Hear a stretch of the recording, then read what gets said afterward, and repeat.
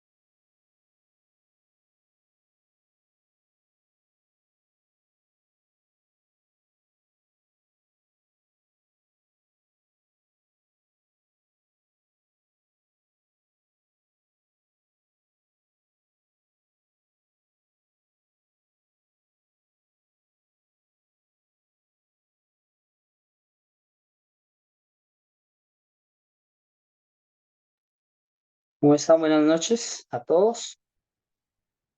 Por aquí tenemos unos saludos en el chat. Ya vamos empezando. Denme un segundo. En este momento estoy conectado desde mi teléfono móvil. Ya me conecto desde el computador para poder mostrarles la presentación del día de hoy. Pues básicamente vamos a seguir la metodología siempre. Vamos a mirar primero unos conceptos teóricos, luego vamos a trabajar de manera inmediata en lo que se debe hacer para la práctica o para la entrega de esta semana y escuchamos dudas. Eso más o menos nos tomará 1 hora y media. Hoy la clase se puede hacer un poco más larga, pero bueno, vamos a ver cómo nos va con ese tema. Entonces, para el día de hoy, en mi segundo, tenemos dos temas fundamentales: el uso de frameworks, que ustedes pudieron ver de la tercera semana, y la utilización, o en realidad les dejé una presentación en la carpeta de fundamentos que se llama ¿por qué usar frameworks? ¿Vale? Voy a desconectar de aquí y voy por acá.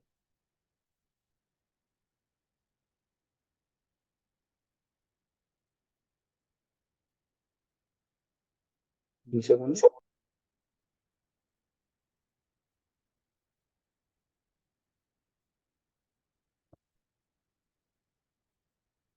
Ya está. Bueno, ya estamos. Ahora sí, enlazados directamente, les voy a compartir mi pantalla. Entonces, pudieron observar ustedes nuevamente que les dejé unos cuadros, ¿cierto? Un trabajo dentro del aula virtual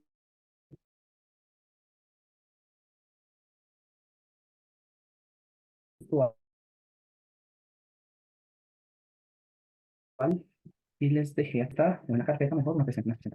Les voy a colocarles para que ustedes tengan acceso a en cualquier momento a las presentaciones, las puedan verificar, las puedan observar y las puedan trabajar. Entonces, el primer trabajo que vamos a hacer es el preguntarnos por qué debemos utilizar frameworks en inteligencia artificial. Yo la tengo por aquí descargada, en un segundo. La abrimos. Aquí está. Aquí está. Bien, entonces digamos que lo que busco con esta presentación, evidentemente, es poder explicarles a ustedes qué ocurriría o qué pasa o por qué razón tenemos que utilizar esos frameworks en inteligencia artificial. ¿Me confirman, cierto, que están viendo todos mi presentación? Espero que sí. Por favor, alguien que me confirme, así sea por el chat. ¿Audio bien? Se ve y se escucha bien. Entonces, digamos que nosotros partimos de la idea de que los frameworks tienen una definición específica.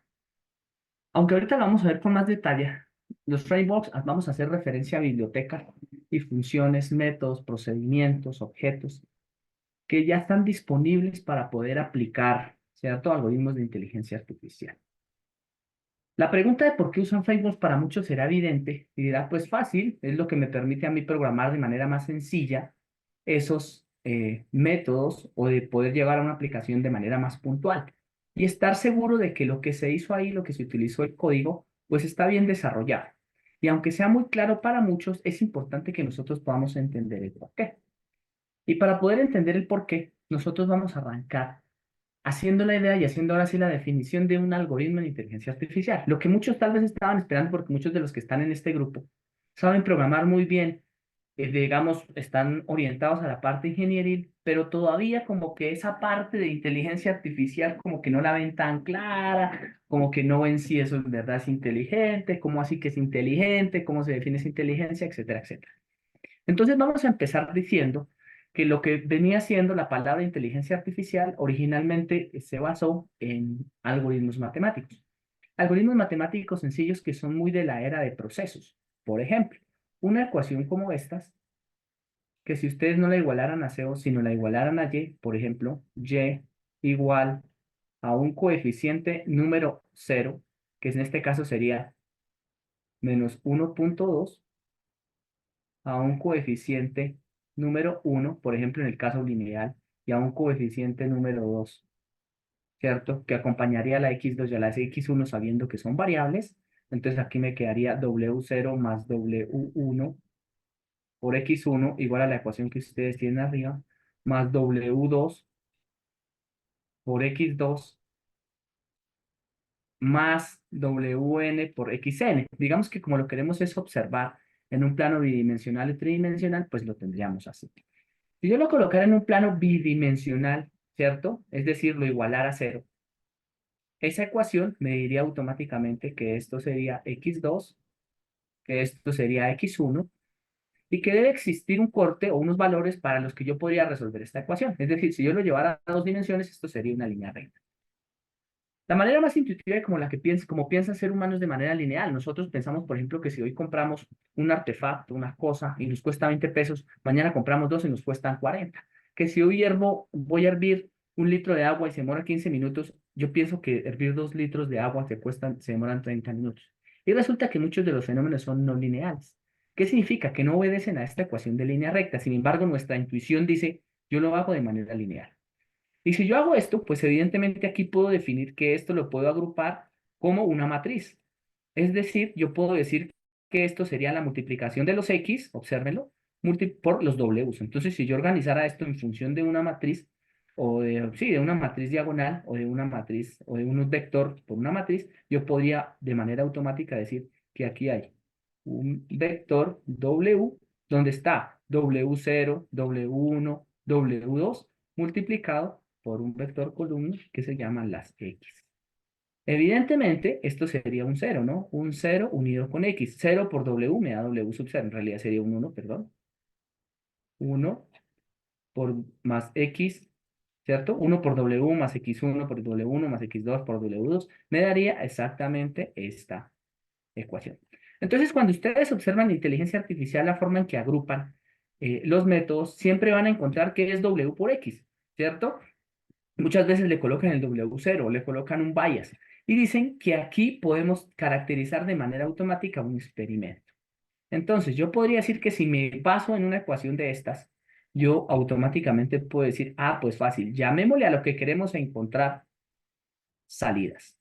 Si esto fuese un método estadístico, ¿cierto? Esto es lo que yo esperaría, la media, la varianza, etcétera, y ahorita lo aclaremos un poco. Y estas podrían ser las entradas. De modo tal que si yo conociese datos de, digamos, de eventos pasados, pues yo podría conocer X, podría conocer Y esta debería ser la incógnita en un algoritmo de inteligencia artificial. Entonces diríamos, por ejemplo, que para una tarea cotidiana, pongamos un juego de azar, ¿cierto? En el que uno puede fácilmente contar, por ejemplo, las cartas, ¿cierto? Contar las cartas e ir descontando, e ir alterando esos valores W0, W1, W2 en función de las cartas que van saliendo en un determinado juego. Yo me puedo acostumbrar y puedo encontrar una relación directa que inicialmente se llamaba estadística y nos permitía tomar decisiones en los procesos administrativos y financieros. La inteligencia artificial llega a reemplazar esos procesos con ecuaciones un poco más complejas. ¿Cómo dirán ustedes? Pues dependiendo de lo que yo quiera. Entonces, si el fenómeno obedece, observen, a que esto que tengo aquí necesita encontrar un valor Y en cualquier instante. Por ejemplo, si yo necesito encontrar Y teniendo unas X específicas, pues yo utilizo un algoritmo de inteligencia artificial con estos datos. Lo hago iterar, encuentro los Ws que más se parezcan, es decir, que más hagan que los X me den esa respuesta en Y. Y tan pronto como los tengas, los despliego en un proceso, ¿cierto? Donde voy a llamar que ahí estaría mi cliente. Si yo hago eso y soy capaz de hacer eso, pues tengo que definir cuál es mi aplicación. Y aquí es donde entran ustedes a jugar. Y dicen, si la salida Y es continua, ¿qué significa que es continua? Que el experimento, por ejemplo, necesita que sea continuo. Esta salida Y es continua. Y las X no me interesa si sean discretas o son continuas, ¿cierto? Yo utilizo un elemento de regresión. Pero si yo lo que necesito es que las Y estén clasificadas en un determinado instante, por ejemplo, para este caso, supongan que esta ecuación obedece al, no sé, a un gusto, ¿cierto? Y que X1 es una variable y que X2 es una variable. Supongamos una enfermedad para que la entendamos mejor. Supongan que X1 es tos, X2 es fiebre y la clase significa COVID. ¿Listo? Y entonces a mí me entra un valor .1, .3. Entonces dice, pues tiene .3 veces la probabilidad de tener tos según esto. ¿Listo? Supongámoslo. ¿Cierto? Y ustedes dicen, ¿cómo así? Venga, no, no, no, no, así no es. Esto no lo podría evaluar. Yo diría si tengo tos, ¿cierto? Mírenlo. Si tengo tos, que serían las entradas, y tengo fiebre, pues yo digo que tengo COVID. Si tengo tos, pero no tengo fiebre, no tengo COVID. Si no tengo tos, pero tengo fiebre, no tengo COVID. Y si no tengo tos, pero tampoco fiebre, pues no tengo COVID.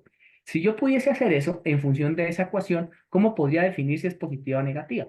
Porque en función de la ecuación que acabo de encontrar, observen que si yo comparara X1 y X2, siempre voy a encontrar un resultado. Si yo dijera Y es igual, reemplacemos el primer caso, a menos 1.2, ¿cierto?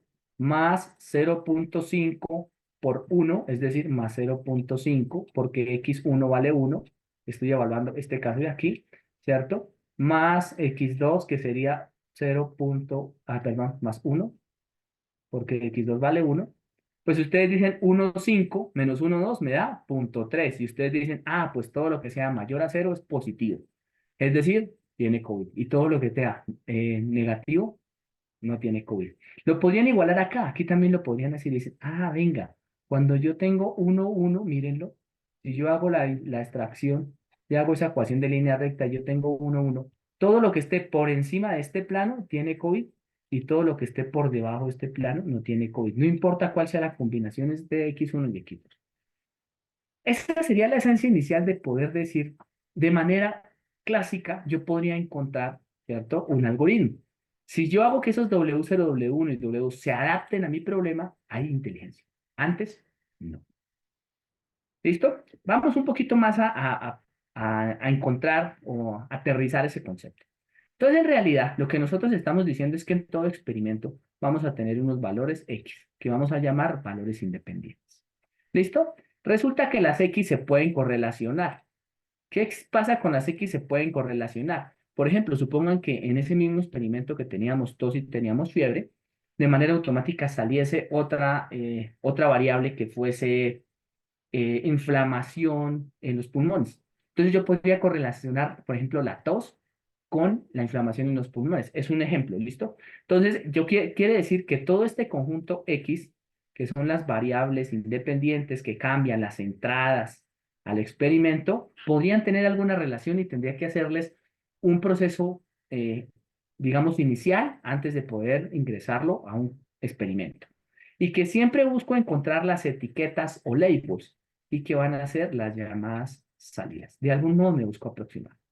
¿Listo? Eso sería entonces el concepto de aprendizaje. Y que la variación o el cambio en estas variables independientes tienen que ir acompañadas por unos Ws. Y es aquí donde está la inteligencia. ¿Listo? Porque nosotros basamos inicialmente los elementos de inteligencia, o están basados, ¿cierto?, en estudios de repetibilidad.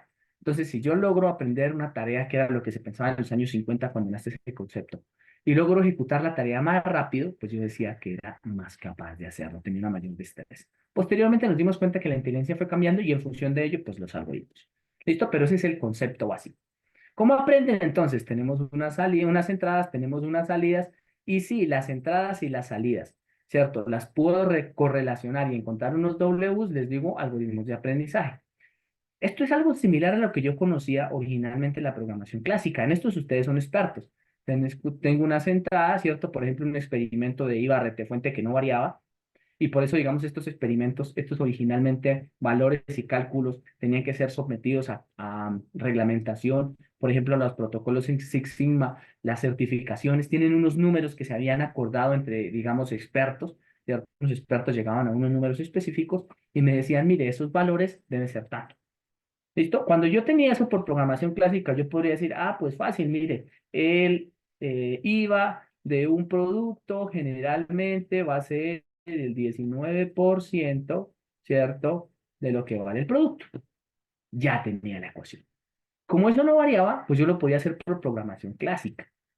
Entonces, yo aquí ya había desde el primer momento identificado cuál era el parámetro que iba a cambiar. Pero cuando yo utilizo Machine Learning, y empiezo a decir, no, pero es que esto no necesariamente es así. Yo tendría que tener en cuenta si ese producto, ¿cierto?, es un producto dirigido a una universidad. Pero entonces, por ejemplo, podría decir yo, ah, pues este valor yo lo podría partir de acá, punto 19 por X, porque es la relación que yo conozco, pero debo penalizar, ¿cierto?, ese producto por una rata de aprendizaje del error. ¿Listo? Y entonces yo digo, uy, esto suena interesante. ¿Qué es esto? El gradiente. Por antes del gradiente, dicen, ahorita les voy a mostrar un poco qué es el gradiente en términos ingenierías, y ahí podríamos decir la variabilidad que tenemos en el experimento. Entonces él tendría que aprender y de una manera automática en ese error poder decirme o tener en cuenta todas las variables adicionales que tendría el experimento. Hoy en día podríamos llamar o podríamos decirle, ah, mira, este experimento es, lo que pasa es que si el producto es de consumo, perdón, es comida, tiene un determinado valor de IVA. Si está dirigido a una institución sin ánimo de lucro, pues no paga IVA. Sí, cosas así que tendrían particularidades que nosotros nos encargamos de complicar a medida que avanzamos. Entonces decimos que el algoritmo de Machine Learning sería un algoritmo que se adapta mucho mejor a los cambios y a los resultados, pero sigue siendo inicialmente una línea recta. Ustedes dirán, ¿por qué hago esto? Pues digamos que si yo no explico en qué está la dificultad de un algoritmo de aprendizaje, pues no vamos a ver la necesidad de los frames. Y vamos a decir que todos los frames son fáciles, son sencillos, se pueden trabajar y no es tan así. ¿Listo? Ahí es, o hay cosas que son importantes. Pero ¿cómo podríamos llegar a cambiar este valor? Si a esto lo llamamos un W, que de ahora en adelante lo vamos a llamar hiperparámetro, porque es el resultado del algoritmo, pues nosotros tendríamos que validar o meternos en la cabeza cómo podríamos hacer que eso fuese verdad. Pues regularmente los datasets o a lo que llamamos las entradas X, ¿cierto? Necesitamos dividirlo en dos grupos. Entonces, como el algoritmo está iterando, hay un algoritmo matemático que va a iterar y va a intentar encontrar unos Ws, ¿cierto? El objetivo es encontrar unos Ws a los que vamos a llamar hiperparámetros. Lo tiene que hacer basado en lo siguiente. Es la regla de ensayo y error. Va a llamar a unos X de entrada, a los que va a llamar test. Y va a colocar otros a los que va a llamar train. Entonces, divido el grupo de los datos que conozco, por eso es tan importante que los datos estén ingresando al algoritmo de manera puntual, en dos grupos. Típicamente, para entrenar mínimo, debo tomar el 60%. Dependiendo del experimento, ustedes pues, pueden tomar 60, 70, 80% de los datos totales que conocen. Y entonces aquí como un máximo de testeo voy a tener el 40%. Entonces, ¿qué hace el algoritmo? El algoritmo itera, ¿cierto? Entrena, lo llamo training, con los datos de train y calcula unos Ws. Y después de que calcula esos Ws, lleva estos Ws a los valores de test y verifica, calculando ¿qué? Una palabra clave, el error. ¿Cuál sería el error? Pues qué tanto se parece lo que yo quería versus lo que había. ¿Listo? Eso sería el objetivo. Pero para que eso entrene y para que este W cambie, porque como itera, ¿cierto? El W debe iterar. Entonces debe haber un W que va en un tiempo 1 y debe haber un W que va en un tiempo 2. Y debe haber un W que va en un tiempo 3 y así sucesivamente. Pues aquí es donde es importante nuestro programa, ¿cierto? O el lenguaje con el que nosotros vamos a programar, porque esas iteraciones, una vez nosotros logramos acotar el algoritmo, pues van a ser supremamente sencillas. Entonces, el procesamiento se centra en estos Ws. Todo lo que cuesta se centra en esos Ws. Ahí está el costo de entrenar el algoritmo, la capacidad de procesamiento, lo que me gasto en RAM, todo lo que cuesta está ahí. ¿Listo? Pero el cambio de estos Ws a razón del algoritmo, debe tener alguna, ahorita miramos cómo es que cambia, debe buscar algo, debe tener un objetivo. Y el objetivo de esos Ws es minimizar el error. Entonces, si yo logro minimizar el error, ¿cierto? De manera automática, yo voy a asegurar matemáticamente que el algoritmo funcione. Entonces, la inteligencia está en eso, en que aunque siga un procedimiento secuencial, siempre minimizo un error y cambio unos valores W. Para los que recuerdan. ¿Podría alguien por aquí, o podrían por favor de ustedes, los que están conectados en este momento, levantar la mano a aquellos que no hayan visto cálculo diferencial? Tomémonos un segundo y solamente levanten la mano. Alguien que no conozca qué es el cálculo diferencial. Entonces supongo que todos. Entonces, como todos son eruditos del cálculo diferencial, van a entender muy fácilmente esto. ¿Por qué? Porque entonces esto me va a decir, ¿cierto? Que yo voy a recurrir a encontrar unos hiperparámetros. Y esos hiperparámetros que están aquí, que yo llamo W, solamente los puedo encontrar con un proceso de minimización. ¿Qué es minimizar? Entonces, minimizar en cualquier proceso matemático significa derivar las y's con respecto a algún parámetro e igualarlo a cero. Pues si ustedes observan, aquí yo necesito es mirar cuánto cambia y, pero y no va a cambiar con respecto a las x. Porque ¿cuál es la variabilidad aquí? ¿Cuál es el valor que cambia? ¿Cuál es el valor que se está entrenando? W. Entonces, en realidad lo que yo necesito es variar las salidas con respecto a los parámetros que están cambiando, igualarlos a cero y encontrar los Ws. ¿Listo? Entonces, si yo derivo esto y encuentro el W, pues este W es el que yo voy a utilizar en esta capa. Entonces, el entrenamiento hace eso. El entrenamiento hace un procedimiento de iteración para encontrar una derivada, minimizarla, y de manera automática, cuando yo encuentro esa derivada y la minimizo, la aplico. Entonces, aquí utilizo los datos de training o los datos de entrenamiento. Y una vez encuentro los Ws, yo encuentro unos Ws, una ecuación W, muchas veces se puede solucionar, otras veces no. Y estos Ws los aplico en lo que yo llamaría los datos de test. No lo pierdan de vista. Siempre es el mismo procedimiento. Ese procedimiento que ustedes están observando ahí se conoce como validación. Estoy tomando unos valores y lo coloco como validación. Y evidentemente, como yo estoy yendo y volviendo, su nombre obedece a cruzada. Cruza los datos. Muchas veces, aunque ustedes no lo observen de manera intuitiva, cuando van a implementar esto, es necesario que yo empiece a cambiar los datos. Por ejemplo, utilice un grupo de datos, haga un primer entrenamiento y luego un testeo, luego utilice otro grupo de datos, los mezcle, los vuelva aleatorios y demás, y vuelva a entrenar el algoritmo hasta que me asegure que esos W están sin cambiar. ¿Cómo sé cuándo esto entrenó o paró de entrenar? ¿Cierto? Ya les voy a mostrar un poco. Esto para su entrenamiento o dice que los Ws, ¿cierto? Son los óptimos cuando logra algo que se conoce como convergencia. La convergencia es el equivalente a la no variación de los Ws. Entonces ellos empiezan a iterar de manera indicada, iteran, hasta que llegan a un punto en el cual su variación es tan pequeña que yo digo que hizo convergencia. Ese concepto o ese pedacito, ese valor, siempre lo coloco yo. ¿Qué estoy diciendo? Que esos Ws cambian, por ejemplo, o los dejo quietos hasta que cambien hasta un 95%. ¿Listo? O más bien, hasta que cambien un 5% y dejen de cambiar un 95%. Cuando ellos cambien o solamente se muevan un 5% en promedio, pues yo digo, ahí ya paro el proceso de entrenamiento. Y voy y calculo el error en ambos casos. Ya lo van a ver un poco más claro ahorita con el concepto de matemática. Y vámonos a el preprocesamiento de los datos. Entonces, preprocesar los datos significa que voy a tener que utilizar una librería, un framework que se encargue de ello. Entonces, debe haber una primera etapa. Primero, entran los datos. ¿Cómo puedo captar datos en la vida real? Pues yo puedo hacerlo a través de formularios webs, a través de contratar 2 personas, 3 personas, 10 personas, 100 personas, dependiendo de los datos que yo quiera, para poder realizar unas preguntas puntuales, ¿cierto? Y tener un equipo obligatoriamente, aquí tengo que conocer o tengo que tener un estadístico y ustedes dirán, esta es la razón para la que yo conozca siempre en mis trabajos, ¿cierto? De inteligencia artificial, algún estadístico. ¿Por qué? Porque el estadístico es el encargado de hacer las preguntas y acotarlas de modo tal que yo pueda tener unas clasificaciones que me lleven a cuantificar los datos, ¿cierto? Entonces, el estadístico, básicamente el profesional en estadística hace eso, modela el experimento. Entonces, las preguntas que vamos a hacer son estas.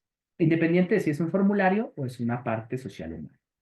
¿Listo? Una interacción. Entonces, esto es muy común, ustedes habrán visto. Ahora también se hacen por las cookies, ¿no? Recuerden que cuando ustedes hacen aplicaciones web, también pueden aplicar o pueden aparecer las cookies o digamos, los datos que él extrae del web, ¿cierto? O de la página web que yo tengo. Típicamente aparecen por ahí.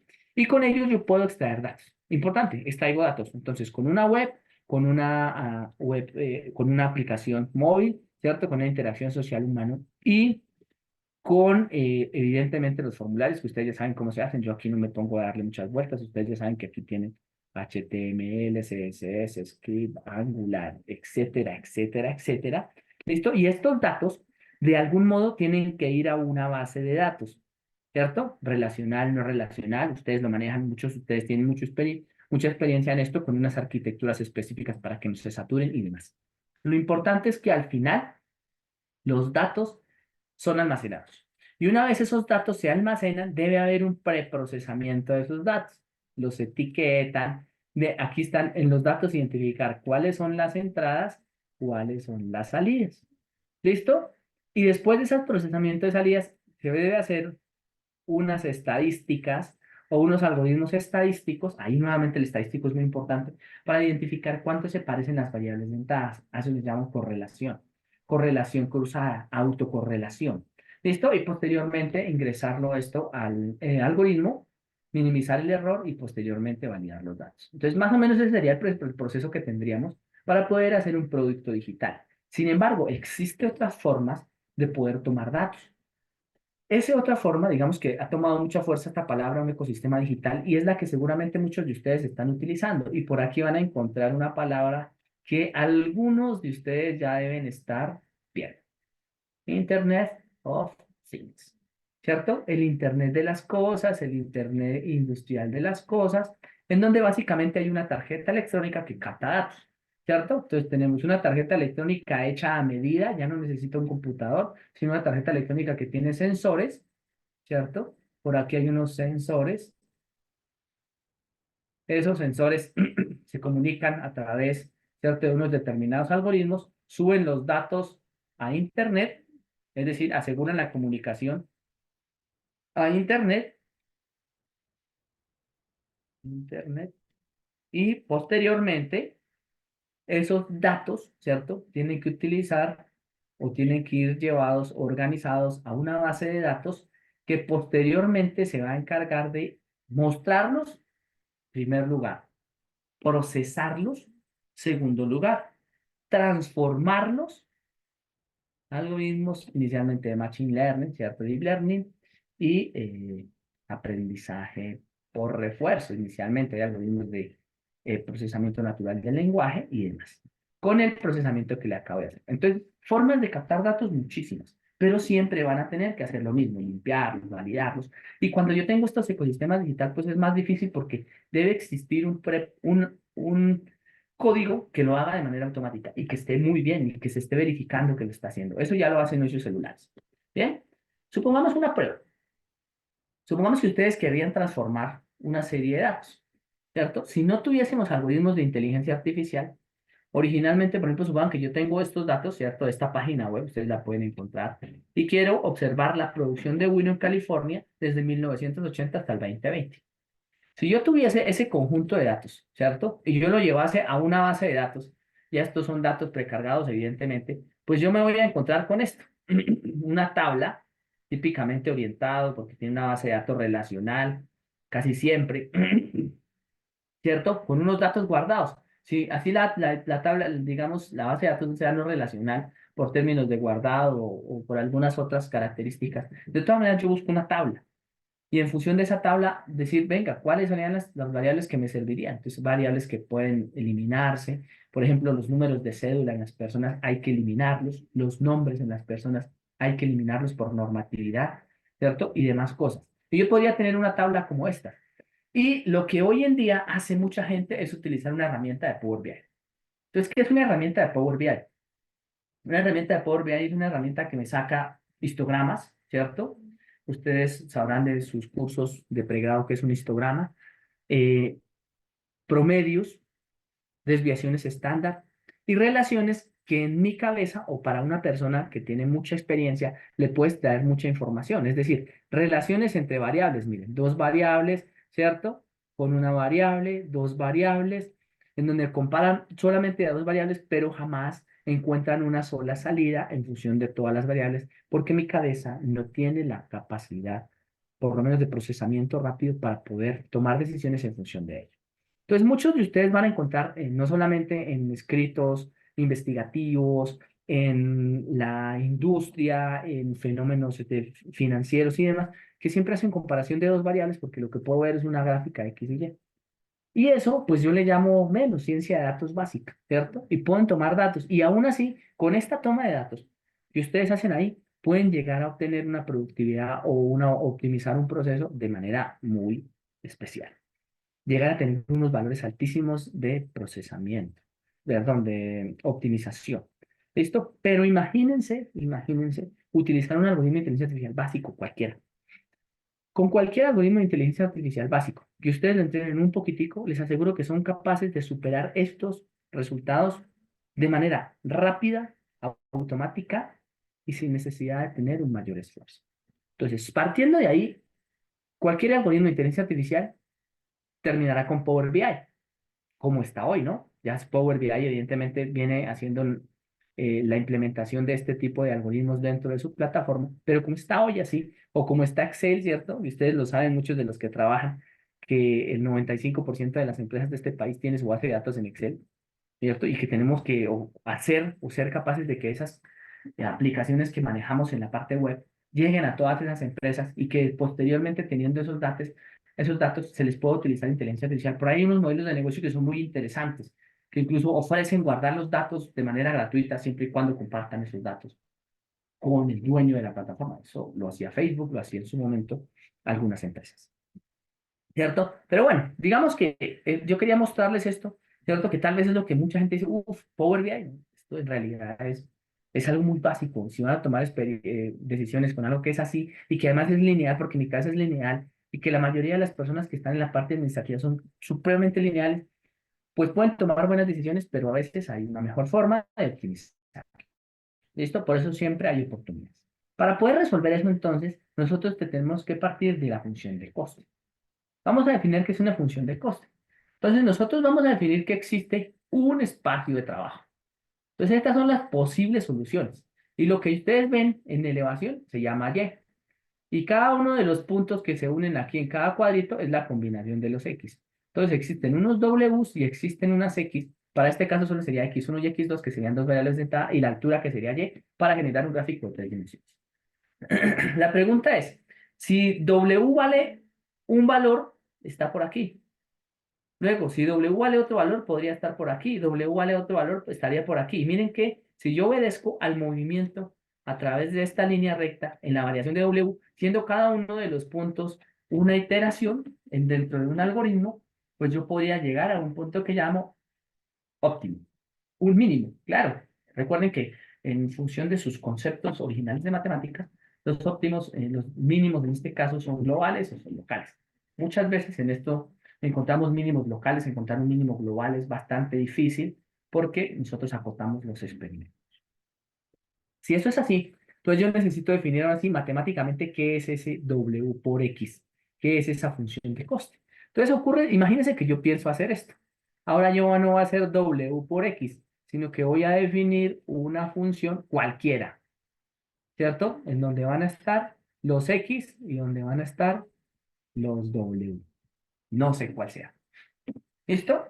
Es una función cualquiera, me la voy a inventar y ustedes dirían, uy, ahí hay infinitas funciones. Sí, pues esa es la razón fundamental por la cual, como hay muchísimas funciones que yo podría probar, porque esto fue ensayo y error, algunos con concepto matemático, pues esa función de coste me podía llevar a infinitos algoritmos. Entonces, cada algoritmo tiene una diferente función. Y nos vamos de ahí en adelante ahora. ¿Cómo hacerlo real? Si yo lo que digo es como lo teníamos ahí, que yo necesito de algún modo hacer iterar, yo necesito partir de algún lado. Pues miren que hay dos mínimos, ¿cierto? Entonces, ¿qué pasa si yo parto de aquí? Si yo parto de aquí y empiezo a iterar, miren los puntos, ¿cierto? Y él hace esto, itera así hasta que llegue al mínimo, ese era un camino óptimo. Pero podría haber partido de acá y hacer esto, ¿cierto? Y este es otro camino óptimo. Él está llegando en ambos casos a los mínimos, ¿cierto? Con iteraciones, miren, así es que se mueven las iteraciones. Por esa razón, el punto de partida a veces se convierte en un valor importante. Y a este le llevamos a llamar el punto de partida. Es decir, que si mi objetivo es encontrar los Ws, siempre debe haber unos Ws iniciales. Generalmente no son 0, 0, ¿no? Ustedes sabrán por qué. Porque los Ws iniciales en 0, 0 es la solución trivial de una ecuación diferencial y puede que se quede ahí y nunca itere. Entonces, generalmente eso no se utiliza. Un valor es aleatorios. ¿Listo? De momento no necesitan saber cuáles ni tener en cuenta nada. Y él busca que con estos Ws yo establezca una ecuación que le voy a colocar una linecita arriba. ¿Por qué? Porque esta es la ecuación que vamos a llamar el estimado. Y esa va a tener unos Ws por las entradas originales. ¿Listo? Entonces las entradas son las entradas. ¿Listo? Y ya estimado va a ser lo que yo pienso que me voy a aproximar. De modo tal que si yo quiero calcular el error, como ve, pues yo podría utilizar varios tipos de error: error cuadrático medio, error cuadrado absoluto, error promedio absoluto, error absoluto, ¿cierto? Pero típicamente utilizo el error absoluto, al cuadrado, error cuadrático medio. Entonces yo digo, aunque aquí lo tengo en valor absoluto, yo lo que digo es, en valor absoluto voy a calcular las Y's, que estos son los datos reales, si es un aprendizaje supervisado, yo voy a conocer esas Y's y las voy a comparar con lo que estimé. Si los valores son iguales, el error es cero. Si los valores son muy diferentes, el error es grande. Pero como hay muchos datos, yo debo hacerlo muestra a muestra.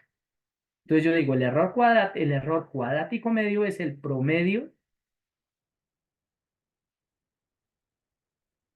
de estimar el error en cada una de las muestras.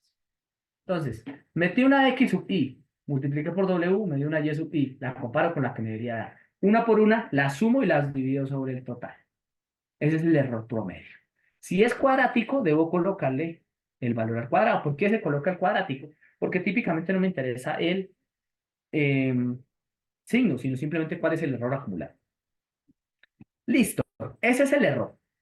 Ahora debo coger el error, derivarlo con respecto a W, aquí está mal, respecto a W, e igualarlo a cero. Mi pregunta es, ¿Y cómo lo igualo si yo aquí debo tener estimado que en función de los algoritmos, aquí este es solo un algoritmo, que es una regresión lineal por mínimos cuadrados, voy a colocarlo de manera general.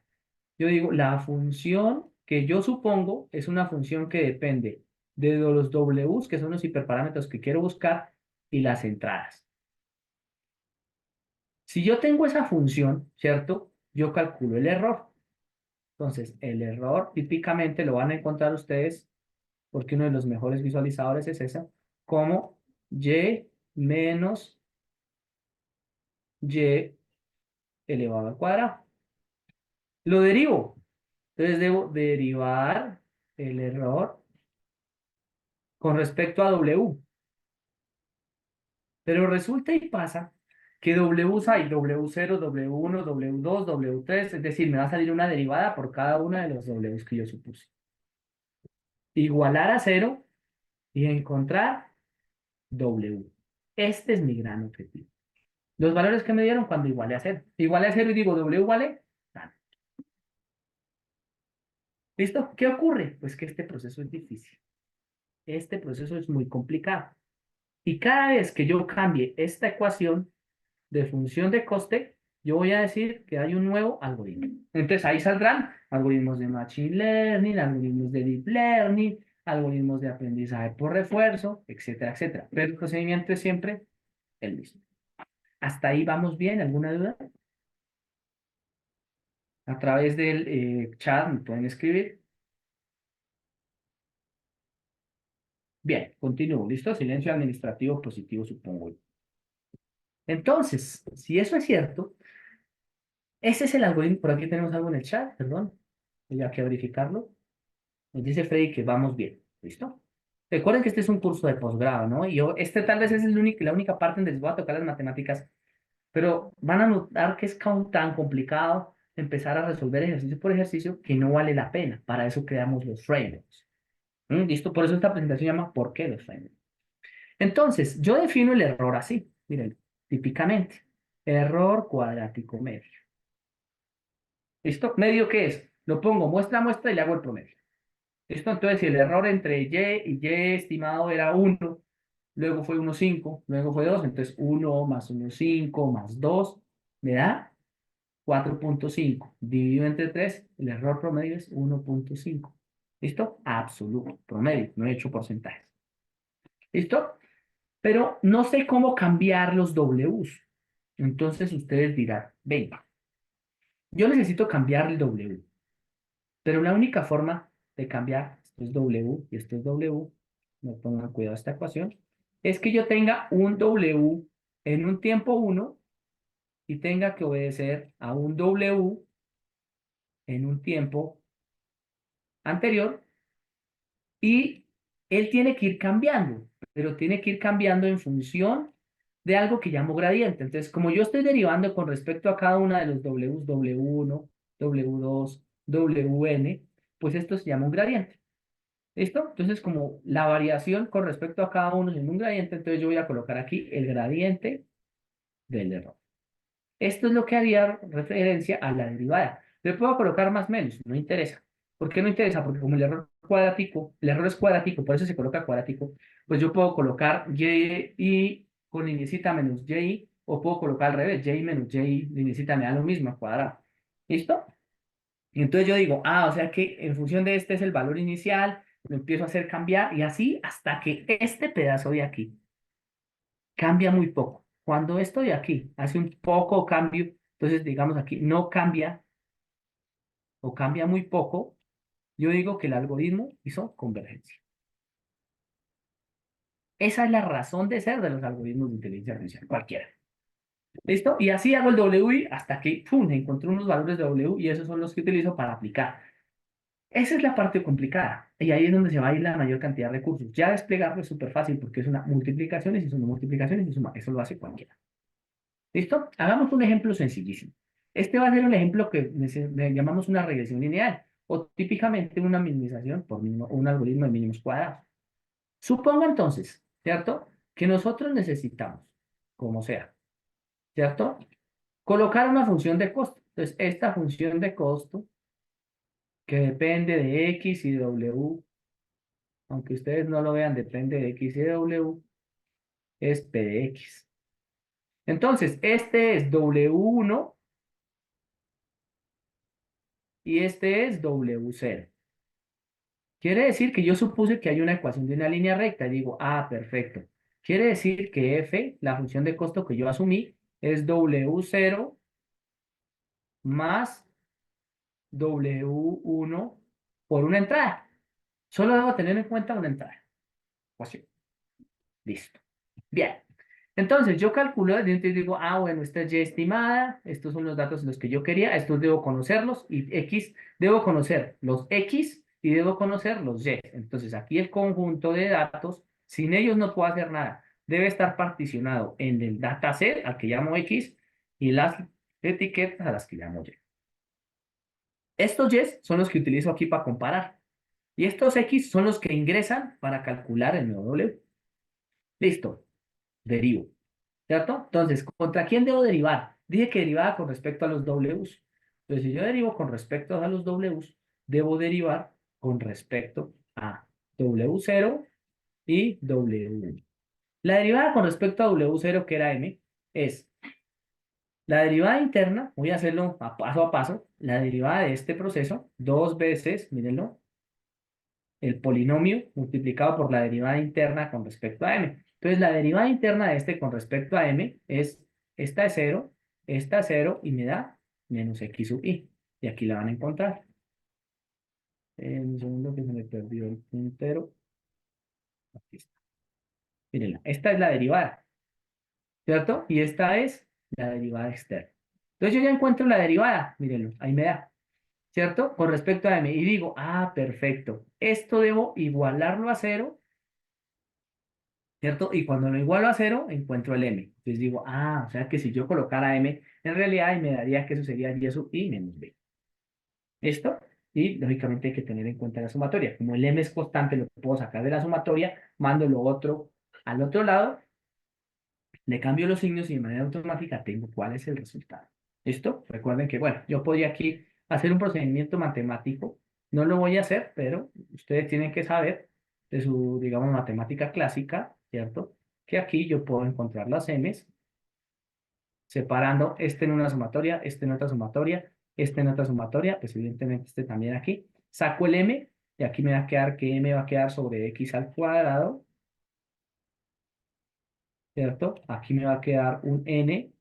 Aquí me va a quedar un 2 porque le estoy dando la vuelta. Aquí me va a quedar y sub i, es decir, las sumatorias que tienen ahí, de y sub i que es positivo, menos b, porque está aquí, la sumatoria, y sub i menos b. Todo esto multiplicado por x sub i. Y cuando yo reemplazo esto sobre esto, pues entonces ahí ya tengo el efecto de las entradas. Y tengo las entradas, tengo las salidas y lo encuentro de una. Ese lo puedo hacer de manera sencilla, eso es lo que llamo mínimos cuadrados. Hay otros que no. Entonces, cuando yo no puedo hacerlos de manera sencilla, pues la fácil es iterar. Esto también podría hacerlo con el otro valor. Entonces, derivo ahora con respecto al siguiente. ¿Tenemos alguna duda? Bien, estamos bien. Entonces, si yo lo hiciera con respecto a b, repito el procedimiento. Ahora la derivada interna con respecto a b me da 1. ¿Por qué? Porque yo hago dos veces nuevamente la derivada por la derivada interna y la derivada interna con respecto a b me da este 0 y me queda menos 1. ¿Listo? Y entonces aquí le invierto los datos. Como esto es un error cuadrático medio, yo había podido tomar y sub i menos y o y menos y sub i, no me interesa, ¿cierto? Y despejar aquí los valores. Lo único que me cambiaría es un signo. Y de manera automática, si lo hago igual que el anterior, encontrar cuánto vale m y cuánto vale y. Entonces, cuando yo me voy allá a conservar el gradiente, yo digo, bien, si yo quisiese encontrar el m y quisiese encontrar el b, pues yo debería encontrar una ecuación para cada uno. Entonces yo digo, este es el inicial, este es el antiguo, el que va cambiando, y este de aquí va a ser el actual, tiempo actual. Y empiezo a iterarlo y digo, ah, ¿cómo debe iterar? Pues fácil, mire, debe coger, sumarlos todos, ¿cierto? Y una vez lo suma, coge ese valor de m y lo devuelve. ¿Listo? Este m de aquí es el anterior. Este m de aquí es el anterior, porque debe iterar aquí. Este b de aquí es el anterior. Y así sucesivamente. Empiezo a iterar hasta que ese M y ese B se quedan quietos. ¿Listo? Ese lo podemos observar de manera fácil o sencilla. Ahorita les muestro uno que tengo por ahí de Machine Learning, en donde el algoritmo funciona de manera directa. Pero si ustedes lo ven con una línea recta, ya la vaina empieza como que, uy, hermano, si nosotros queremos llegar aquí a hacer aplicación de inteligencia artificial, la cosa se pone compleja. Sí, Pavel, la mayoría de algoritmos de aprendizaje son recursivos. Hay algunos, por ejemplo, como el mínimos cuadrados, que es el que estoy resolviendo, que tiene una solución real, ¿cierto? Real no, cerrada. ¿Qué es cerrada? Que tengo la ecuación que me da, pero la mayoría son recursivos. Todos, todos son recursivos. Entonces ahí la programación es muy importante, Python es muy importante. Y programar esto desde cero, que es a donde quiero llegar, evidentemente es importante. Sí, mínimos cuadrados también lo podría hacer recursivo, ¿cierto? Mínimos cuadrados lo puedo hacer recursivo. Lo que pasa es que como tiene una solución cerrada, yo la puedo despejar, pues lo puedo calcular de una sola iteración. Pero lo podría hacer de manera iterada y ustedes observarían que la diferencia entre la solución cerrada y la solución aproximada es por ahí del 0,1%. ¿Listo? O sea, todo lo que está resuelto de manera cerrada lo puedo hacer también de manera recursiva y de manera iterativa. Bien, pero lo que quiero darles a entender es que esto, hacerlo con un algoritmo básico, ya se empieza a complicar. Ahora, imagínense que ya no es una sola X de entrada, ¿cierto? Sino que la ecuación es W0 más W1 por X1 más W2 por X2 más W3 por X3. Y supongan que el W4 por X1 al cuadrado, que se vuelve polinómica y así sucesivamente. Pues claro, la cosa se complica. Intentar hacerlo, pues evidentemente que no tiene ningún sentido. Entonces, ¿cuál es el objetivo de la inteligencia artificial? Que no conozca la ecuación, sino que haga la ingeniería inversa, que presuma una ecuación, ¿cierto? La presume en función así de la experiencia de la persona y del contexto en el que está inmiscuido en científico de datos, presume una ecuación y al presumir una ecuación lo que está haciendo es presumiendo un algoritmo. ¿De qué tipo? Pues el que sea.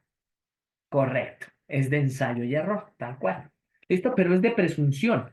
Pero no es una presunción al azar. Y ya lo van a entender por qué no es tan al azar. ¿Listo? Sí, señor Carlos Andrés. Son en realidad procesos de métodos numéricos. ¿Listo? Pero van a ver que cambia bastante. ¿Por qué? Cambia bastante. No es tan sencillo como ustedes lo ven. Porque programarlo, ¿cierto? Para hacer todo método iterativo recursivo necesita un alto lenguaje de programación. Entonces ustedes ya entenderían aquí por qué Python tomó la ventaja. ¿Listo? Cuando se hizo gratis, nosotros hicimos originalmente esto en MATLAB. En el 2000, yo recuerdo que en el 2009 estaba haciendo esto en MATLAB. Y claro, a programar esto desde cero toma un tiempo considerable. Ahora, no solamente era programarlo, sino cómo me daba cuenta que estaba bien. Entonces tenía que comparar. Madre, ¿cómo comparo? Entonces me tocaba meter experimentos de ecuaciones conocidas. Supongan, no sé, transformaciones que yo conocía, por ejemplo, grados Fahrenheit a grados Celsius, cosas conocidas. Y evidentemente me daba cuenta que eso aprendía. Pues, sí, sí está funcionando. ¿Listo? Eso nos demoró 5 años. ¿Listo? Un poquito más. De pronto yo entré en el 2009, pero eso ya se estaba programando antes. Y originalmente se programó en MATLAB y como les mencionaba anteriormente, pues por cuestiones de costos, resultó programado en Python.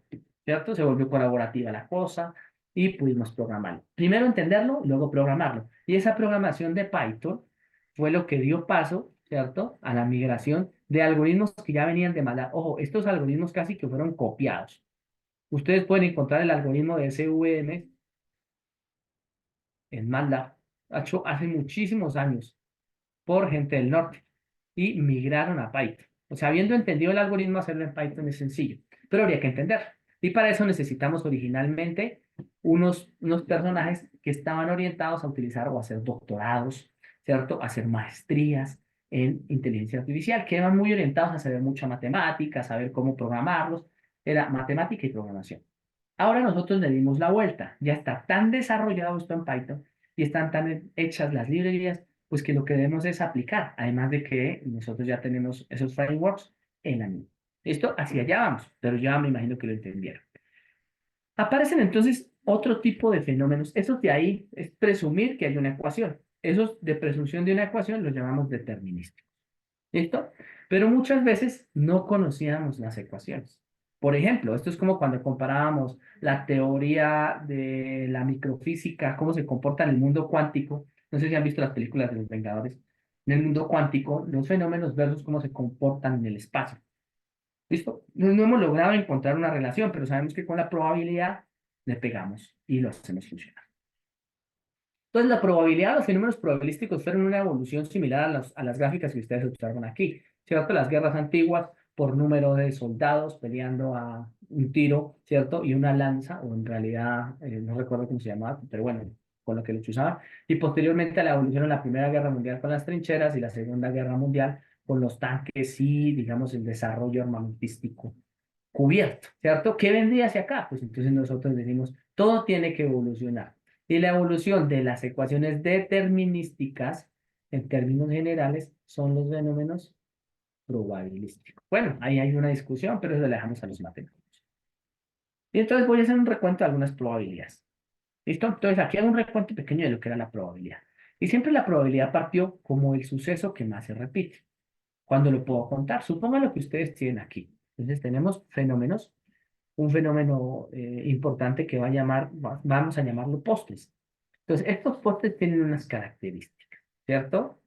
Tienen cortezas, tienen rellenos, relleno, corteza, forma y color. ¿Lo observan? Y de todo ese grupo, de todas las posibles variaciones, ¿listo? Vamos a encontrar aquí unos rellenos específicos, ¿listo? Vamos a buscar, o vamos a encontrar de todos esos elementos que están ahí, cuáles le gustan a una persona. Digamos que ustedes tomaron esos datos. ¿Lo observan? Esto es una toma de datos. Y digo, esos son los que le gustan a Juni. Este ejemplo es sacado del libro de Inteligencia Artificial de Springer. Esto lo pueden revisar. Si yo asumo eso, yo empiezo a pensar en conjuntos. La probabilidad siempre empezó en conjuntos. Y dice, suponga que ya aquí están todos los pasteles. ¿Cuántos pasteles hay? 2. De los datos, yo pude decir que le gustan 6 a Johnny. Pero de todos los 12 datos, yo pude encontrar algunos que tienen un relleno específico, ¿cierto? En función de si son anchos, delgados, sus rellenos, etcétera, etcétera, ¿cierto? Sus cortezas y demás. Encontré una característica. Mire, esto es una característica de los datos, ¿cierto? Entonces, a las características yo les llamaría, o a la salida les llamaría Y. ¿Le gusta o no le gusta? ¿Cuáles son las salidas? O le gusta o no le gusta, ¿cierto? En Y, esas serían las salidas. Pero hay unas intermedias, mírenla, que me dirían, bien, las variables son forma, ¿cierto? Relleno, corteza, geometría, porque la corteza puede ser delgada, corta, el relleno puede ser muy grande, pequeño, ¿cierto? Color, etcétera, etcétera, etcétera. Y observen que si yo lograse relacionar Y con respecto a la forma, pues yo digo, eso quiere decir que le gustan y tienen tal forma, que le gustan y tienen tal color, que le gustan y tienen tal corteza, que le gustan y tienen. Entonces, a eso que está ahí lo llamamos probabilidad conjunta. La probabilidad general es un grupo específico, entonces, o le gusta o tiene relleno. ¿Listo? Y la probabilidad de que cumple varias condiciones es conjunta. Le gusta y además cumple con alguna condicionalidad. Y entonces empezamos a hacer cálculos. Por ejemplo, entonces, ¿cuáles le gustan a Johnny? 2, 4, 6. No, lo único que me interesa es que le gustan. ¿Listo? Y si yo logro entonces empezar a encontrar relación entre que le gusta y que además tiene una forma, o que tiene una forma y que además tiene un relleno, y que tiene un relleno y que además tiene, ¿cierto? Yo podría llegar a la conclusión de que le gusta a Johnny y sugerir algo adicional. O sea, es decir, llegar a la misma conclusión que tenía por una ecuación, pero sin presumirla, solamente contando fenómenos. Cojo los datos, les hallo estadísticas, probabilidades y posteriormente los empiezo a variar. ¿Listo? Entonces, por ejemplo, aquí, supongan que yo quiero hablar del TIC, ¿cierto? Y yo le digo, bueno, si yo quiero encontrar cuáles de los que están, o cuáles son el conjunto de los que tienen el TIC, ¿cierto? El relleno en ese tipo de forma, en ese tipo de característica, pues yo los cuento, 2, 4, 6 y 8. Entonces, ¿cuántos son? De todos los que están ahí, los que tienen el relleno que yo estoy buscando son 8 sobre 12. Listo. Eso es algo que puedo contar de los datos que conozco. Imagínense un gran conjunto de datos. Para este caso, unas características. Si yo quisiese encontrar la probabilidad conjunta, ¿qué es la probabilidad conjunta? Venga, de los que tienen ese tipo de relleno, ¿cuáles le gustan a Johnny? ¿Listo? ¿Cierto? ¿Y cuáles no le gustan a Johnny? Entonces digo, de los que tienen este relleno, le gustan estos tres. Entonces dice, de los que tienen el relleno, ¿cuántos son los que tienen el relleno? 8. ¿Le gustan 3? Esta es la probabilidad conjunta de que tienen ese relleno y le gustan. ¿Listo? Ahora, ¿cuáles serían los que no le gustan? Pues los restantes, los 5 restantes, ¿cierto? De los que tienen ese tipo de relleno. Si le diera la vuelta y dijera, y si yo colocara, ¿cuál sería la probabilidad, ¿cierto? De que tuviesen un relleno específico, de una, digamos, una característica específica, dado que le gustan a Johnny, la cosa sería diferente. Entonces yo digo, bueno, ¿cuáles son los que le gustan a Johnny? Estos 6. De estos 6, ¿cuáles tienen el relleno que yo coloco? 3. Entonces sería 3 de 6. ¿Cierto? Y si lo vuelvo a hacer lo mismo, con los que no le gustan, pues me van a quedar 3 de 6. ¿Listo? Ahora, si yo lo que intento es calcular la probabilidad conjunta, ¿qué es la probabilidad conjunta? Ahora, tengamos en cuenta las dos condiciones. ¿Listo? Que le gusta y tiene un determinado característica en el relleno o que tiene un determinado característica en el relleno y le gusta. Y si ustedes, no importa cómo lo hagan, ¿cierto? No importa que digo, da este y este a la vez o este y este a la vez, no importa que yo le dé la vuelta, escoja cual que escoja, debería darme lo mismo. Eso es lo que intenta hallar la probabilidad conjunta. Entonces él me dice, mire, la probabilidad conjunta va a ser la probabilidad de que esté en un grupo, ¿cierto? Pero cumple una característica multiplicada por la que está en ese grupo. ¿Listo? Entonces, en este caso, que me gusta, ¿cierto? O sea, está en el grupo de los que están rellenos y le gusta 3 octavos, ¿cierto? 3 sobre 8. Y la probabilidad del total sería 8, que son los que están en este grupo, dividido en el total, que son 12, 8 sobre 12. Ahora, esto debería ser igual a que si yo no invierto. Ahora, no voy a coger primero los que están rellenos, sino primero los que le gustan. Entonces, ¿cuáles son los que le gustan? 6. Si la probabilidad es de que le gusten, ¿cierto? Y tengan el relleno es 3 sobre 6, aquí está. ¿Por cuál? Por la probabilidad de que le guste. Pues 6 sobre 12. Entonces 6 sobre 12, 3 sobre 6 me da 3 sobre 12.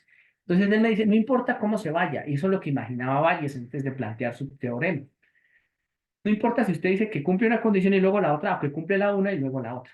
¿Listo? No importa cuál sea el orden, les va a dar lo mismo. Eso es lo que busca la probabilidad conjunta.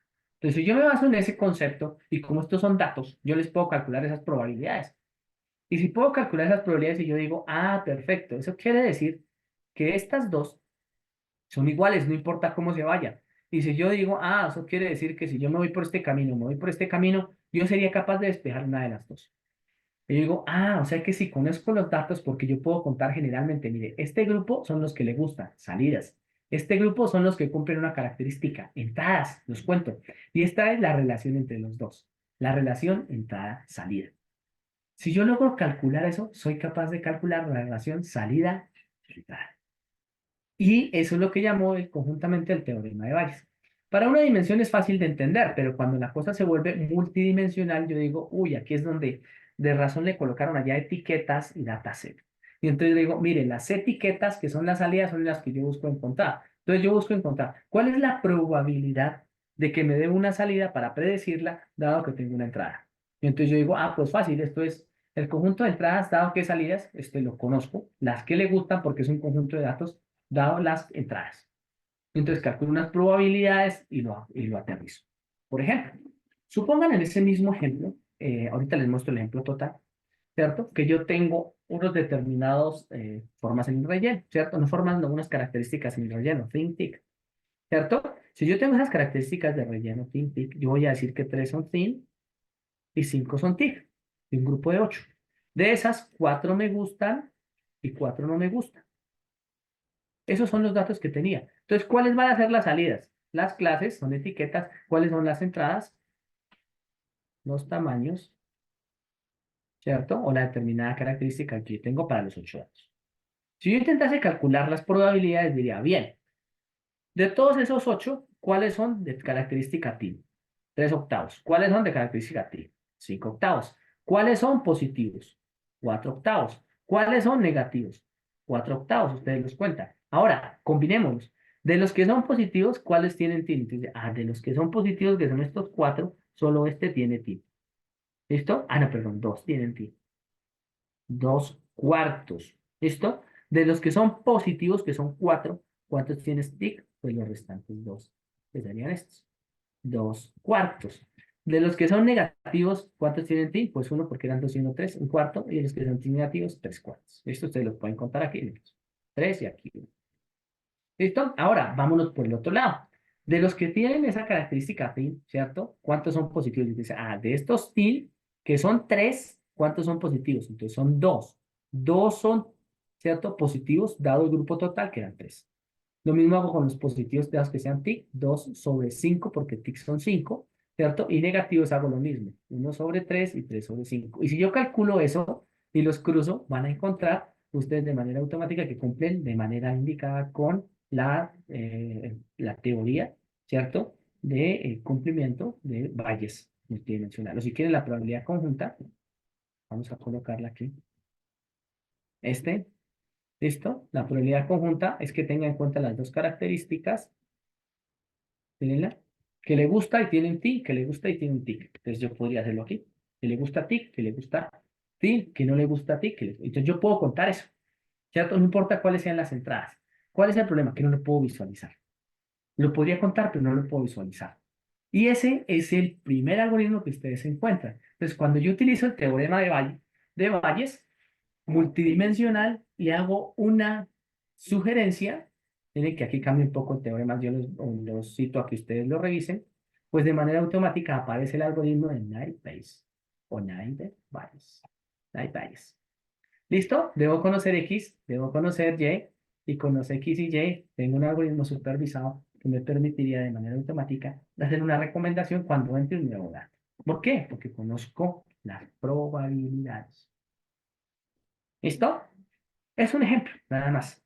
Y aquí les dejo el ejemplo, aquí les dejo el video de YouTube para que ustedes miren el ejemplo, ese ejemplo lo hice yo, de cómo funcionaría esas características. Entonces vamos a tener corteza, rellenos, si es un tamaño, ¿cierto? Thin, thick, tiene determinado relleno, tanto para la corteza como para el relleno específico, los colores, las formas y demás. Supongo que esos serán los datos que yo conozco y ustedes podrían hacerse una idea de cómo funciona. Entonces ahí les dejo el link para que lo observen con más detenimiento. También lo hice yo y está en mi canal. ¿Listo? Resulta y pasa que entonces cuando nosotros hacemos ese conjunto de datos y obedecemos a la curva de Bayes, pues nosotros somos capaces de construir histogramas, ¿lo recuerdan? Con estadística diferencial yo puedo construir histogramas y esos histogramas, pues evidentemente, cuando uno de los puntos centrales me producen una curva que llamo la curva de probabilidad. Muchos de esos, la curva de Gauss, muchos normales, otros son Chebyshev, otros obedecen a curvas de otras características de probabilidad. Depende del fenómeno. ¿Listo? Pero hay algo que tienen todos en común. Y es que esas funciones de probabilidad son exponenciales. Todas. La gran mayoría. ¿Listo? Y son exponenciales cuadráticas, que siempre tienen en cuenta variables como la media y la varianza. Entonces yo con el conteo de datos puedo encontrar la media y la varianza y suponer que entonces esa función de probabilidad es exponencial. ¿Listo? Entonces las funciones gaussianas se convierten en algo muy importante para nosotros. Porque me dice que yo puedo calcular medias, puedo calcular varianzas en función de un grupo de datos y entrenarlas. ¿Qué entreno? Y ustedes dirán, pero profe, ¿qué entreno si yo calculo la media de la varianza? Pues estos valores. Yo entreno K para medir las alturas. Entreno sigma para medir la varianza y entreno mu para calcular las medias. Entonces yo en función de un conjunto de datos podría de manera automática calcular el valor. Miren, yo digo, o sea que las características que calculé aquí son K, mu y sigma. Y aquí con solo entrar X, ¡pum! Eureka, conozco la probabilidad. Digo, la probabilidad de que eso sea el ganador de la lotería es la probabilidad está. Pero debo conocer los datos. ¿Listo? Ventajas de las curvas gaussianas, y esto es muy importante. En el momento en que yo estoy haciendo operaciones matemáticas, cuando yo multiplico una exponencial por otra exponencial, pues obtengo una exponencial. Por ejemplo, e a la 2 por e a la 2 me da e a la 2 más 2, e a la 4. ¿Cierto? Derivar una exponencial es la derivada de e a la x es e a la x. ¿Cierto? La integral de e a la x es e a la x. Entonces, inicialmente cuando empezaron a trabajar estos fenómenos, pues las exponenciales se hicieron muy famosas, no importa que eran complejas o eran reales, pues porque las derivadas, las integrales, hacer los métodos de gradiente, pues era supremamente sencillo. ¿Listo? Y supongan que de ahí en adelante, a ver qué tenemos en el chat. Sí, gaussiana nos dice por aquí Sí, gaussiana simplemente es, o aquí les coloco la carita de Gauss, ¿no? No lo vayan a olvidar, ¿cierto? Uno de los matemáticos más importantes del siglo XIX, creo que fue el siglo XIX o siglo XVIII, no recuerdo bien sus fechas de nacimiento, se los dejo para que por favor lo averigüen, fueron eso, las gaussianas. ¿Listo? Exponenciales. No se pongan a darle vueltas exponenciales. Entonces, ustedes van a ver que los algoritmos de inteligencia artificial siempre son o líneas rectas o gaussianas, es decir, o exponenciales. ¿Listo? Y ahí están concentradas la gran cantidad de algoritmos de inteligencia artificial. ¿Cómo los clasificamos? Entonces, yo voy a hacer una clasificación para que ustedes sepan que existen unos frameworks en cada uno de ellos. Pues en función de la variación de la función de coste, ¿cierto? Esa función de coste que yo le dije que cambia. Si yo la cambio, ¿cierto? Y dejo que ya no sea una línea recta, sino una exponencial, se llama regresión logística. Si le cambio y empiezo a medir o a tomar unas medidas de distancia, una frontera de separación, se llama máquina de soporte vectorial. Si hago que el entrenamiento sea lineal, pero obedezca a unas funciones de cambio, les llamo redes neuronales. Si no tengo en cuenta las YES, sino empiezo a hacer agrupamiento por cálculo de medias y varianza, les llamo K-means. Sí, algoritmos de agrupamiento jerárquico, si empiezo a hacer grupos, ¿cierto?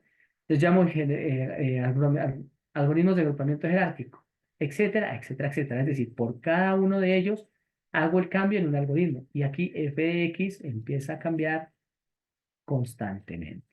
Cambian los Ws, cambia el x, se vuelven exponenciales, otros se vuelven exponenciales cuadrados, otros cúbicos, etcétera, etcétera. Y lo mismo pasa con los algoritmos de Deep Learning, ¿cierto? Entonces existirán unos algoritmos en Machine Learning, unos algoritmos en Deep Learning, unos algoritmos en procesamiento natural del lenguaje, que evidentemente aquí la diferencia, por ejemplo, entre procesamiento natural del lenguaje y los anteriores es que tienen unos preprocesamientos de los datos. Entonces, en procesamiento natural del lenguaje hay que preprocesar los datos, de lo contrario no voy a llegar a ningún Pereira, ¿cierto? Y aprendizaje por refuerzo, que esto es, digamos, más para el tiempo, para el cambio en el tiempo. Ya ustedes lo mirarán en Machine Learning, dónde aplicar y cómo funciona. Y estos que eran los que ustedes conocían. Por allá habían algoritmos genéticos, extracción de data min, etcétera, etcétera. Y el relacionamiento con esos datos que fueron los primeros. Pero cada uno tiene una ecuación. ¿Listo? Y en función de cada ecuación, pues imagínense lo difícil que era programar esa ecuación. ¿Listo? Esto lo dejo para verlo más adelante. Esto es, digamos, cómo funcionaría, por ejemplo, la aplicación y vámonos con los frameworks. Entonces, los frameworks aquí podían definirse, antes de darle esta, en un segundo, que yo aquí lo voy a parar y me voy a la otra presentación. Entonces, los frameworks para inteligencia artificial, y quiero hacerles énfasis porque esta presentación que les voy a mostrar es una presentación hecha con Webpic. Es una presentación donde yo solamente le cambié los colores y le puse el logo del Minuto de Dios, pero la hizo una herramienta de inteligencia artificial que se llama Webpic. ¿Claro? ¿Listo? Entonces, esta presentación se llama Framework para Inteligencia Artificial. Antes de entrar a definir o a mostrar qué es un framework, hay que definirlo, ¿cierto? Entonces, ustedes ya se dieron cuenta que la inteligencia artificial, la clave es configurarla y programarla para que con Python sea capaz de desarrollarse. ¿Listo? Y va a ser un elemento electrónico el que lo corra. ¿Listo? Y si ustedes intentasen definir un framework, dirían que es una estructura tecnológica. En realidad, concepto de tecnológica tiene detrás una parte teórica y una parte programable que ya alguien la hizo. ¿Listo? Y que tiene herramientas de tipo gráfico, código y funciones, métodos, bibliotecas, etcétera, etcétera, modelos, objetos preprogramados en todos esos algoritmos que ustedes ya no necesitan. ¿Listo? Que en este momento podrían requerir una base conceptual importante que si ustedes lo entendieran, les aseguro que en el momento de aplicar les va a dar un vasto, una conceptualización vasta para poder decir este sí, este no. ¿Listo? Pero un framework es básicamente una biblioteca que tiene algoritmos preprogramados con herramientas. Que se basa en Python, evidentemente, ¿no? ¿Listo? ¿Por qué? Por su fácil conectividad, porque ya todas las plataformas en la nube tienen Python, porque esas bibliotecas son desarrolladas así, etcétera, etcétera. Entonces, ¿quién las hace? ¿O qué, digamos, frameworks aparecen inicialmente? Entonces yo les contaba, ¿cierto? Que en el 2009 estuvimos trabajando en esto, que había anteriormente muchos profesores. Tuve un profesor que se llamaba Aníbal Figueiras en España, que era el alumno de uno de los Nobel que habían trabajado con esta vaina, y el tipo era súper bueno y empezaba, siempre hablaba de sus exponenciales, pero la forma en que nos educaban a nosotros era con matemáticas, matemáticas, matemáticas, matemáticas. Ahora no, necesitamos aplicar. Entonces, en el 2014, entre el 2009 y 2014, un grupo que visionó que esto era lo que iba a cambiar el mundo, ¿cierto? En términos de dinero, porque esto es en términos de proyecto de dinero. Así que creó la librería TensorFlow como uno de los primeros frameworks. Él buscó, como TensorFlow, Google, evidentemente, porque tiene una entidad de bastante músculo, poder programar tareas de redes neuronales. Entonces, Google dijo, no, esto va a ser todo por redes neuronales. ¿Por qué?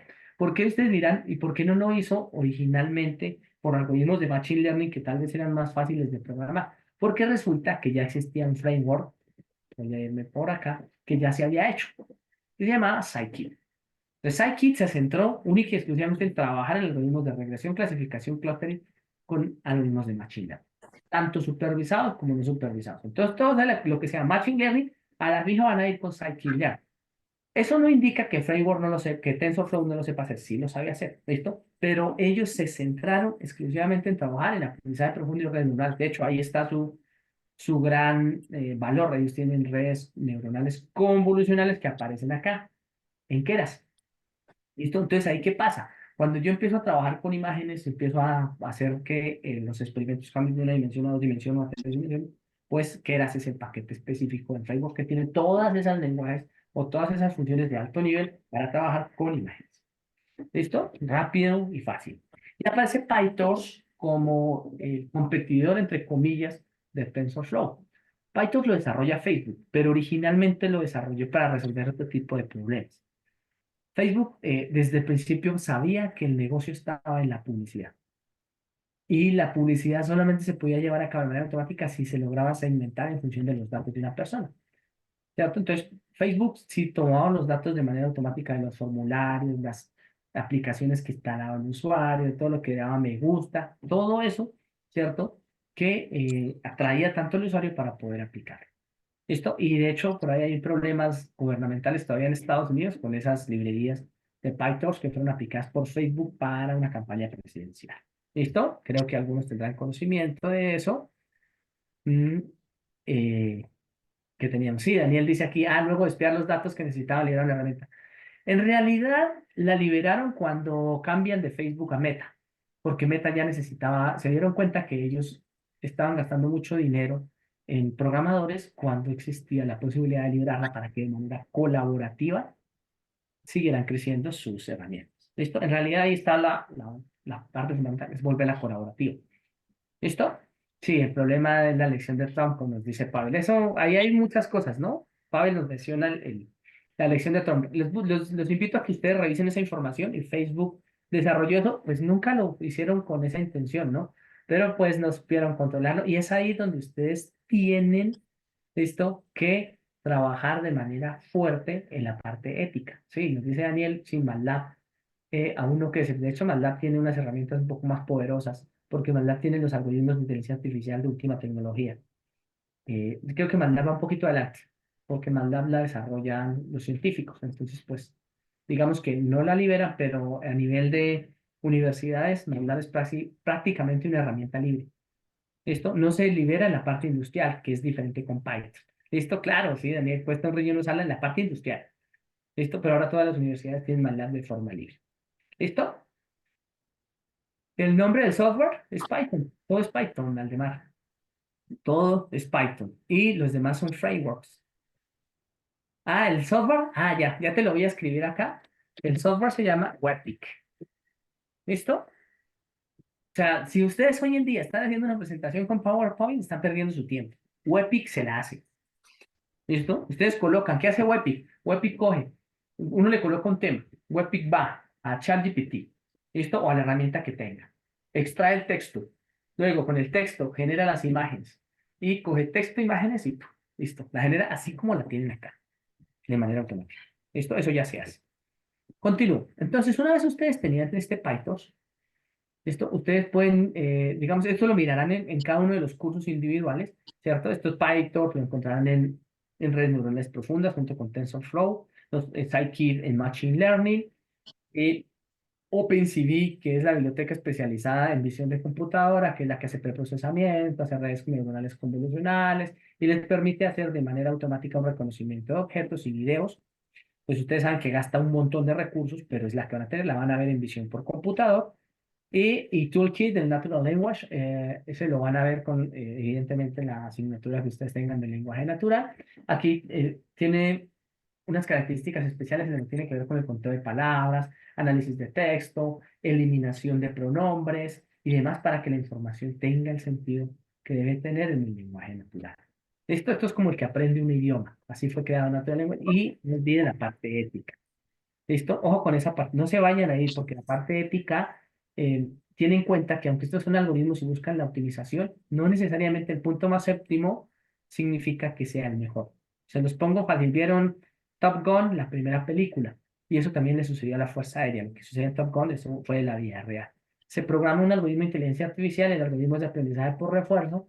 Él se monta sobre un dron, ¿cierto? O bien sea el tamaño que tenga.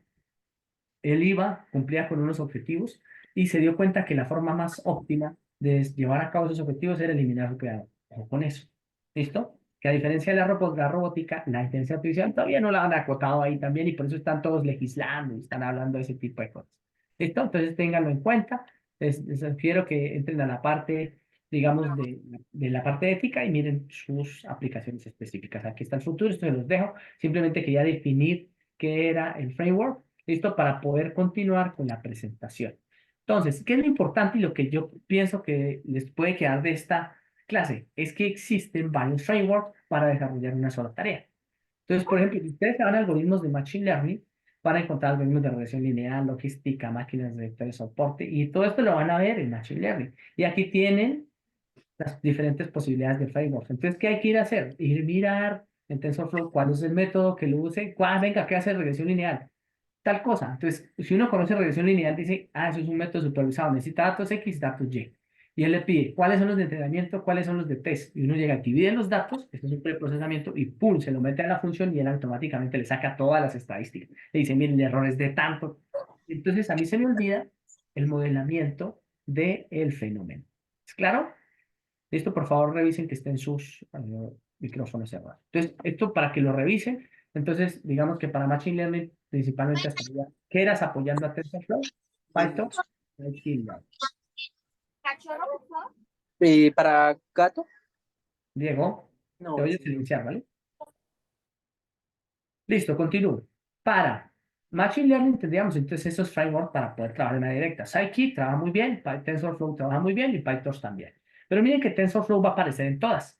Y por eso la ventaja a veces del trabajo, porque cuando uno está instalando a nivel de infraestructura, uno dice, venga, pero si yo necesito trabajar con algoritmos de Machine Learning, luego Deep Learning, luego Reinforcement Learning, luego procesamiento natural del lenguaje, entonces, pues si TensorFlow lo hace todo, por eso es que TensorFlow ha llevado las de ganar y ustedes lo escuchan tanto. Entonces, para Deep Learning, con redes neuronales convolutivas, nuevamente TensorFlow y PyTorch llevarán la delantera. Y Keras, como es un paquete adicional que se encarga de realizar esas determinadas tareas a TensorFlow o a PyTorch, pues va a estar presente. ¿Listo? Entonces, si ustedes observan al final, TensorFlow sería una forma muy, digamos, tal vez el más recomendado para al momento de hacer instalaciones. ¿Listo?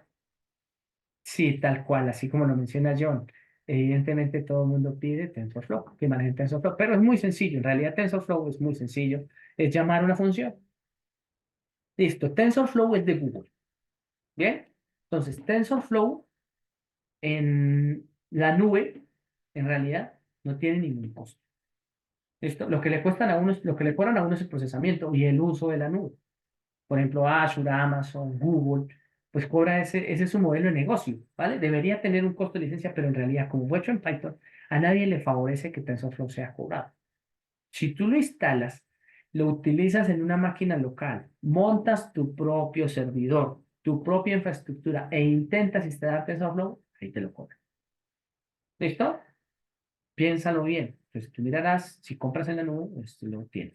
Tiene un pequeño cobro, es muy, muy, muy pequeño, ¿listo? Y sobre todo te lo cobran cuando ya vas a hacer despliegue, ¿cierto? O sea, cuando tienes muchísimos datos, cuando te sales de la licencia y demás. Pero para aplicaciones pequeñas, no, generalmente no lo cobran. Y como todo el mundo trabaja en la nube, pues entonces casi que perdemos de vista ese cobro. ¿Listo? Entonces aquí encontrarán los frameworks para aprendizaje por refuerzo. Entonces aquí sí hay unas diferencias porque aprendizaje por refuerzo es más reciente, entonces ahí van a encontrar dos librerías abiertas que les pueden servir y hay que acudir a revisarlas.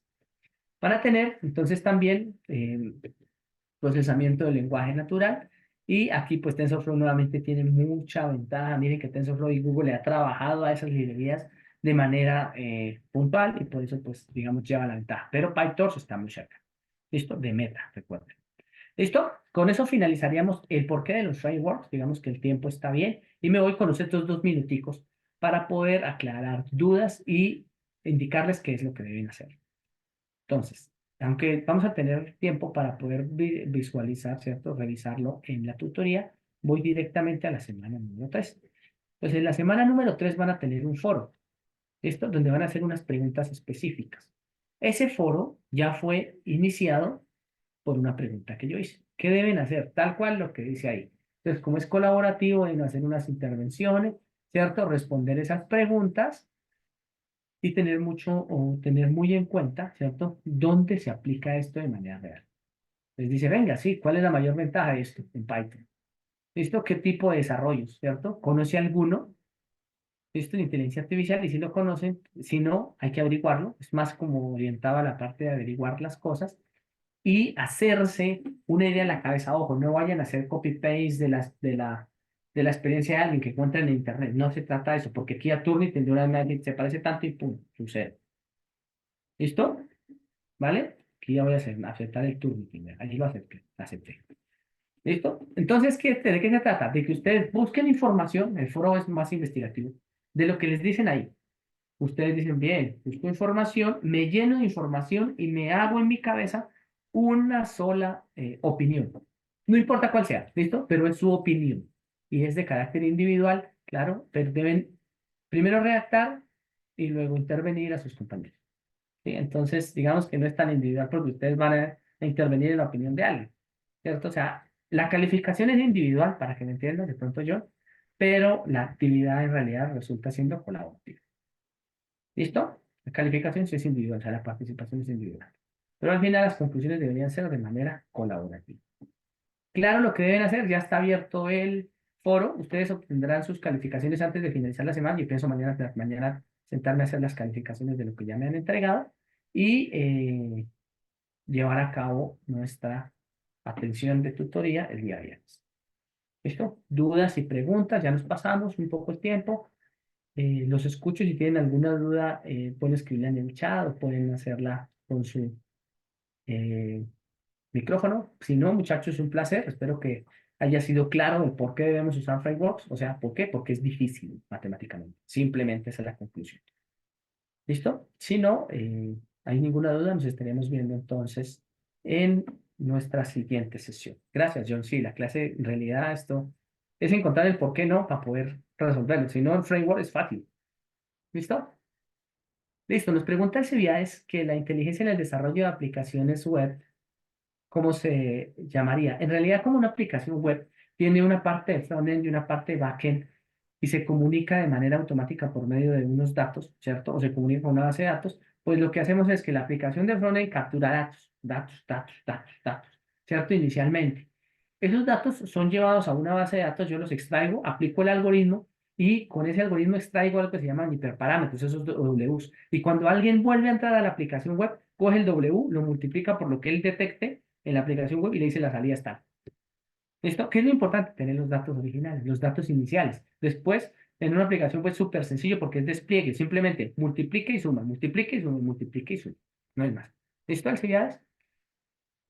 Sí, nos dice Daniel, básicamente el resumen de la clase es no inventen la rueda. ¿Se podría hacer? Claro que sí. De hecho, si ustedes los envían a Google a trabajar, les va a tocar que sean unas personas muy, muy, muy formadas en la parte matemática para poder programar esto desde cero. ¿Listo? Pero pues ya dependerá del perfil de cada uno de ustedes. Bien, bueno, no tenemos por aquí más dudas. Muchísimas gracias. ¿Había alguien con la mano arriba? Profe, Sí, sí, sí. ¿Quién está con la mano arriba? yo, profe, había levantado la mano. Sí, Diego, te escuchamos. Profe, una consulta pequeña. Mira, lo que sucede es lo siguiente. Yo Tuve como un inconveniente con el tema de la inscripción de la especialización Ujú. y yo pude ingresar hasta esta semana, el día lunes, a la sala virtual. Entonces, pues sí, ando como un poco, pues si bien es cierto, ya he ingresado y ya pues pude ver la primera clase grabada por parte suya, profe. Sí. Quisiera como básicamente ver cuáles son mis posibilidades con respecto al tema de, pues, de los entregables que ya se hayan subido Ah, listo. y ya. Y pues la otra es, y la segunda es que pues realmente no me he podido vincular a ningún grupo, ya estaba pues como cerrado el acceso. Sí. Entonces no sé si lo puedo hacer solo o de pronto Sí. alguien me pueda adoptar o algo así, pues como para In- poder hacer las Intenta primero actividades. buscar un grupo y si no lo encuentras, pues vas solo, te metes en un grupo solo, ¿vale? Pero tienes que estar como tal en un grupo así estés solo en la plataforma, ¿listo? Si no, después no te va a dejar entregar nada. Esa es una. Y dos, Ok, escribe a la dirección de programa o a los coordinadores de programa y ellos automáticamente me envían a mí un correo donde dicen, mira, tal estudiante hasta ahora ingresó, de hecho la coordinación curricular me lo envía, ya lo he hecho con varios estudiantes y yo te amplío el plazo. Ah, lista lo estás dale, haciendo. ¿Listo? dale, Pero es la dale, coordinación profe. la que debe dar la orden. ¿Vale? De hecho, sí, profe, de hecho creo que ya por ahí vi un correo que les habían compartido a los tres Sí. profesores con respecto a mi ¿Hoy o caso cuándo lo enviaron? la semana pasada. Ah, bueno, yo ahorita lo reviso, ¿vale? Y si no me escribes más un mensaje y me dices, profe, revisa, lo tengo, ¿listo? Lo tengo. Perfecto, Bueno. listo. Listo, ya y ya para finalizar, profe, una Ujú. consulta. Esta clase se cruza con la de Deep Learning porque he estado para lado y lado, no sé por qué se cruzan las dos, no entiendo. No, no, no sé, la verdad, porque digamos que, pues se supone que quien hace la programación evita esos cruces. Tienes que Sí. confirmarlo o trabajarlo con la coordinación porque yo no tengo conocimiento de horarios, ¿vale? Vale, profe, o sea, esta ¿Listo? clase normalmente hasta qué horas es, perdón la pregunta, hasta Siempre va las... de 6:15 a 7:45, ya nos pasamos 5 minutos. Ah, de razón, qué raro. Sí, ok, ¿Listo? listo, profe. Bueno, muchísimas gracias. Más sin embargo, pues Bien. entonces voy a enviar pero igual como me vinculo al grupo si está bloqueado, profe. Aquí aparece, si no te puedes vincular, te conectas a la tutoría y yo te vinculo y te creo desde acá, mira. Yo voy Listo. aquí, de manera automática te ingreso acá y aquí yo puedo hacer los equipos de trabajo. Entonces no tienes inconveniente, mira que está. ¿Listo? En Ah, una ok. clase de tutoría yo te vinculo, no te afectes. La tutoría dijiste que era a las 10, ¿verdad? El Sí, viernes. estamos a las 10 de la mañana el viernes. Listo, ¿Listo? profe. Entonces No te afectes. hablamos nuevamente el viernes. Vale, listo. Muchas gracias, Diego. Nancy, Ok, te perfecto. escuchamos.